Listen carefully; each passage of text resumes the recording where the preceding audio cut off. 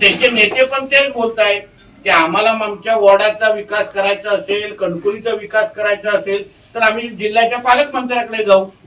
आता ह्या माझ्याच पक्षाचे आहेत, त्यांचं काम करण्याबरोबर मी ह्यांचं काम करणार की नाही? साधे समीकरण आहे.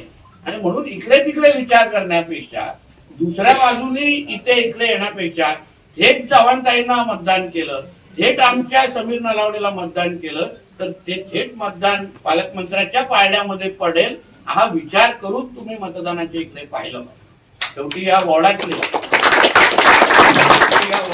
असंख्य महत्वाचे प्रश्न आहेत.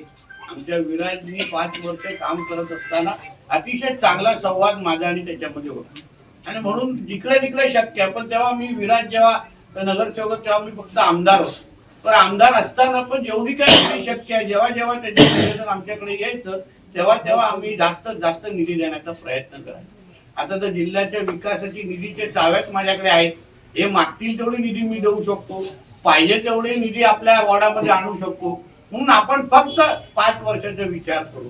चव्हाणताईंसारखा एक चांगली समाजसेविका अगर आपली नगरसेवक होईल तर ती ज्या पद्धतीने त्या काही नसताना अगर एवढ्या महिलांना रोजगार देऊ शकतात, उद्या अगर त्या माझ्याकडे आल्या की नेतेजी मी नगरसेवक आहे, आता माझ्या वॉर्डमध्ये राज्य किंवा केंद्र सरकारची एक चांगली योजना महिलांची माझ्याकडे राबवा आणि माझ्याकडे असलेला कारखाना जेवढा मी महिलांना रोजगार देते त्याच्यापेक्षाही जास्त मोठं काम मी कसं करू शकते, मग मी सत्तेचा भाग असल्यामुळे त्यांच्या मागे मोठी ताकद मी करू शकेन अशी क्षमता त्यांच्यामध्ये आहे आणि अशी संधी तुमच्याकडे पण आलेली आहे.